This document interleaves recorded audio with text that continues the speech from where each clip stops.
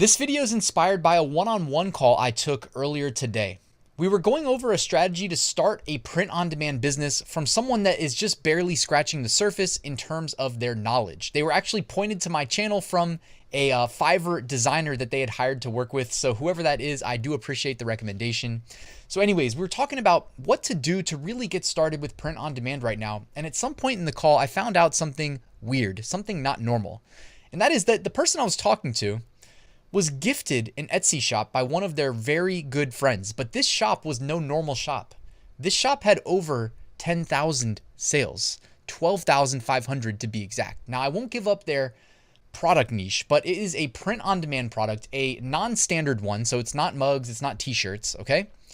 And the person that gifted them the shop also gifted them a very expensive printer because they were manually fulfilling these orders.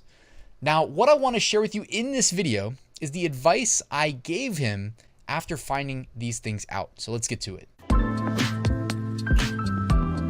So I didn't get the exact sales figures in terms of how much profit the original shop owner was making each month. With that, I could give you a better estimate. But the first thing I mentioned to the person I was talking to is that they can sell the shop. I said, wait a second, you got this shop for free? And he said, yeah, it's a really good friend. And I said, did he know he could have sold this shop for a significant amount of money?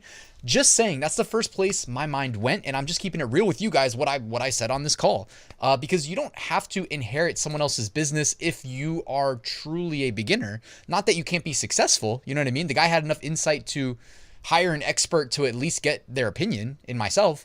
And I just said, hey, you can sell this business. I do just want to plug because it was only a week ago I talked about Boosst. They make it easy to sell your business. Like if you're like, I don't know the first thing about selling a business, you can go to Boosst. Literally, I'll put a link in the description. They do everything for you. You just have to fill out the intake form. They have a network of buyers. Anyways, this video is not about Boosst. I just wanted to say you can sell your businesses, right? So not only do we make the recurring income, but then we can get a payday at the end where we get paid a forward multiple from our current profits. But I also told him, and this is what really inspired this video, honestly, is that your other option is, of course, you can continue the business as is, where you need to figure out how to use this printer. I don't even want to tell you guys how expensive the printer was, but it was more than you're thinking. Whatever number you thought of, it's probably double that at least. It was a lot. To the point where he had to hire a technician to come fix the printer, which is understandable. You don't have to be an expert in everything, right? So he hires a technician, printer gets fixed. I was like, dude, well, he knew this already, right? He had the inventory. So he had inherited the inventory from his, I don't want to say partner because they're not partners, but the previous owner.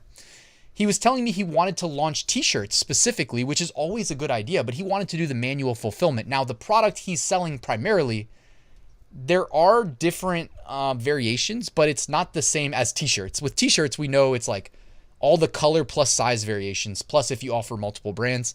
Stocking that inventory can be a massive headache. So I just warned him. I was like, yo, if you go down the t-shirt rabbit hole, be prepared for inventory headaches that you're going to have to deal with. You know what I mean? And you're going to have to float that money ahead of time to keep the inventory in stock so that you have it when you get the orders so you can ship them out. He knew that. He learned that from his friend, but I just wanted to warn him on that. And based on how much money the shop's already making, again, I don't have the exact figures, but it looks like it's doing really well. All the everything about the shop was like branded really well, good SEO. The most valuable aspect of the shop is not that it's some hidden product that if I revealed it to you, all of a sudden you'd be successful. And I mean, I kept reiterating that, like, why this is such a unique opportunity. It skewed the conversation from what we were talking about before, because before I'm just kind of like leveling him up from that beginner's perspective of like how I built my business. But my business isn't the only way. You guys that have been subscribed to my channel know what I mean. A lot of automation, everything is basically outsourced so that it's passive and scalable. This is kind of the opposite, doing the work yourself. But he has a shop that he inherited. Each of these product listings, each of them that have sold, the majority have sold, Etsy understands them. They're cemented on Etsy. Each of those sales communicates to the Etsy algorithm that when someone comes and searches for this, to send them to potentially this listing, or at least put that listing in search results, right? What I'm saying is, like, those listings that have generated all these sales, they have good organic placement, organic rank in search, and that is invaluable. That's what's so hard to achieve for new sellers and even existing sellers with new listings. So I was excited for him. I mentioned he could sell it. I mentioned he can keep doing what his friend's doing, which is going to be a lot of work. The third that inspired this video is, you can integrate it with Printful, Printify, Awkward Styles. You can integrate it with any existing print-on-demand production partner that has the products you're selling. Again, as long as they have the products you're selling. And you can actually sync the existing listings with the right products in those production partners. And you can do it on like a SKU by SKU basis. I mean, of course you would have to, right? So when you do the integration, which when you integrate with Etsy, guys, I mean, hopefully most of you guys that are watching have done it already. It's like 2 clicks. So you integrate with Etsy to whatever production partner you're using. Then they'll be able to see all of your listings on Etsy. Now, you can do, like, typically when I'm making recommendations, I'll say, wait for orders to come in to sync. Now, that works specifically with Printful. I don't think that works with Awkward Styles or Printify. I think with Awkward Styles or Printify, you'd have to be proactive and go in and sync each product, which means, like, when you connect the shop, there will be a page in their UI that you can go to and see your listings that they will say are not recognized.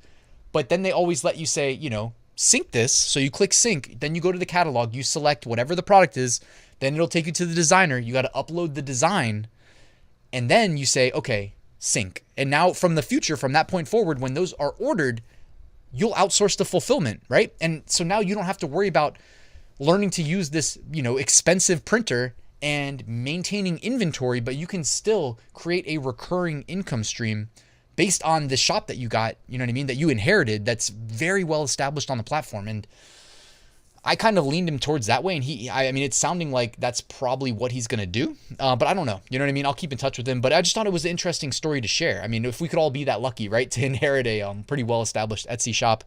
It shows you also that people are still crushing it with print on demand on Etsy. It shows you that while you can be successful manually fulfilling, you don't have to. Like, he's going to not make as much money by not doing the manual fulfillment, but he's still, like, we crunched the numbers on the call. You know what I mean? The product that he's selling is in the range, depending on what you're using, who you're using as a print provider, in the range of like $9 to $11. Okay. For fulfillment, shipping is right around $3. So that brings you to $12 to $14 all in. You can charge easily $18 to $20. I would say with free shipping, you know what I mean, on Etsy for this product, which doesn't tell you much, right? But anyways, I'm just saying there's a lot of money to be made. I think after Etsy fees, if you can make $5 to $6 per sale, you can make some big numbers. You can make a lot of profit. And that's really it, guys. That's what I wanted to share with you in this video. The takeaway is, don't forget, we can sell your business at the end of the tunnel. The takeaway is you can do manual fulfillment. That does give you a pricing edge, but it's not required to succeed. And the third takeaway is that even if you make a decision later on down the road to outsource fulfillment, you can take existing listings that are ranking well and sync them with your production partners, okay? At least the big 3, you know what I mean? Awkward Styles, Printful, Printify, those 3 for sure you can make it work. With Printful, you don't need to be proactive. You can actually just wait for the orders to come in and then click sync, because Printful, if you guys have ever used it, they will email you every time you make an order to tell you that, hey, you made an order, but we don't recognize it. Whereas the other platforms don't do that. And when Printful does that, you can just go ahead and say, okay, sync. And not only will they fulfill that order, but they'll fulfill all the orders that come in after that for that SKU, whereas you'd want to be proactive with the alternative print providers. But anyways, guys, thanks for watching this video. I hope you found it useful. I just wanted to tell this story. A lot of times I'll do these one-on-one calls and I'll derive inspiration for the video of the day from them. And we'll see what happens in this case. I told him to keep me up to date. I also told him to get a quote on his shop value to see what it's worth from Boosst Me. So I'll put a link to that, by the way, in the description in case you guys want to see what your business is worth. They actually have software that can integrate with a lot of these platforms, pull your information, and it makes it very seamless and easy to do, about as easy as it could possibly be. So shout out to them. Anyways, guys, thanks for watching this video. Please like and subscribe on your way out, and I will see you tomorrow with a new video.